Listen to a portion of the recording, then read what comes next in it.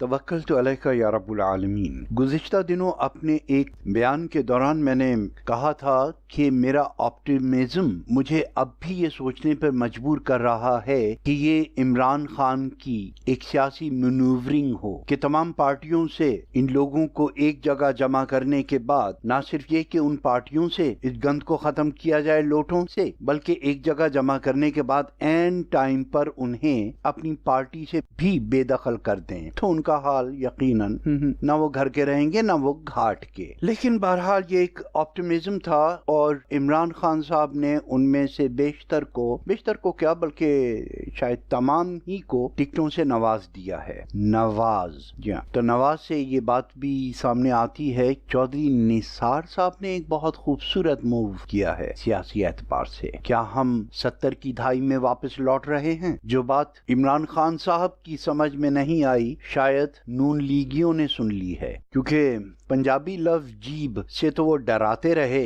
यानी जुबान से डराते रहे, लेकिन अब जीप पर सवार होकर निकल गए हैं। अब देखना यह है कि इनका ये इलेक्शन राउंड कहां पर आकर खत्म होता है। सूजी जबान का एक लफ्ज है वो मेस्तरा पार्टियत, यानी बैलेंसिंग पार्टी। वो जिसकी तरफ झुकाव करती है वो अक्सरियत की तरफ आ जाते हैं, और ये रोल तो चौधरी निसार साहब ने बहरहाल अभी से हासिल कर लिया है। मेरे आदाद शुमार के मुताबिक 40 के करीब लोगों ने उनका इंतखाबी निशान जीप मांग लिया है। अब एक से ज्यादा कैंडिडेट्स को एक ही निशान उस वक्त अलाउ होता है अगर वो किसी एक रजिस्टर्ड पार्टी के मेंबर हों। अभी पार्टी का नाम सामने नहीं आया, लेकिन शुनीद तो यही है कि अब तक 25-30 लोग वो निशान ले चुके हैं। इसका मतलब यह है कि एक पार्टी और मार्जे वजूद में आ चुकी है और वो यकीनन उसका नाम भी नून ही होगा, नवाज निसार। तो अब देखते हैं कि ये किस पर निसार होते हैं, नवाज पर निसार होते हैं या शहबाज पर निसार होते हैं। शहबाज शरीफ के साथ इनके ताल्लुकात देरीना हैं। नवाज शरीफ के इनखला के बाद तो ये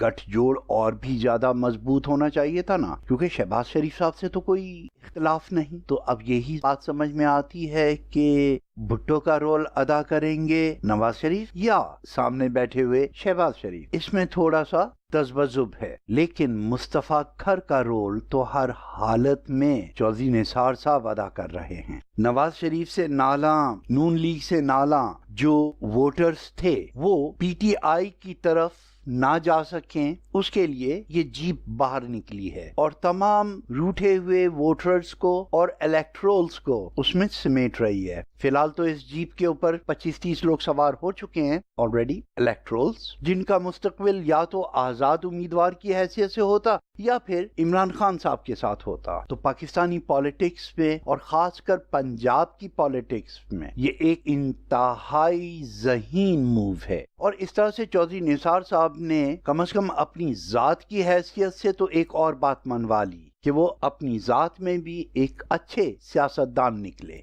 जावेद हाशमी साहब तजुर्बे में और उम्र में उनसे कितने भी सीनियर सही, लेकिन यहाँ वो मात खा गए और अब शायद आइंदा गुमनामी की जिंदगी गुजारेंगे या किसी से अपने नाम से किताबें लिखवाएंगे, अपनी याददाश्तें। क्योंकि पाकिस्तान में ये जो सीने के राज हैं ये अब भी बड़े भाव पर बिकते हैं। चौधरी निसार साहब ने अपने आप को याद माजी होने से इनकार कर दिया। तो अब सिचुएशन ऐसी है कि पंजाब की सीटों में से 40 के करीब इस वक्त तखमिया है कि जो चौधरी निसार साहब के साथ मिल जाएंगे। आपको याद होगा पिछले दिनों खबरों में बहुत सारे लोग इस बात का दावा कर रहे थे कि 42 के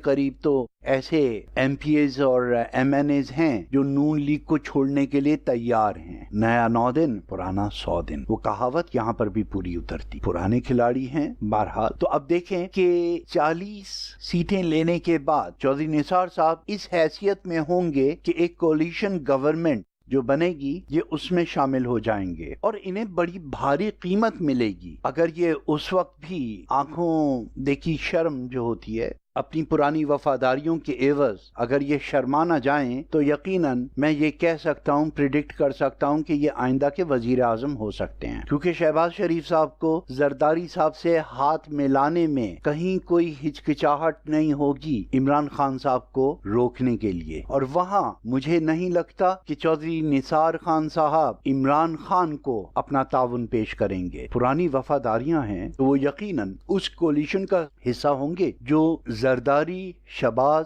اور چودھری نثار کی صورت میں سامنے آئے گا۔ ویک اپ عمران خان، پھر نہ کہنا مینوں پتہ نہ تھا۔ اللہ پاکستان اور پاکستان کے حامیوں کو اپنے حفظ و امان میں رکھے۔ فی امان اللہ۔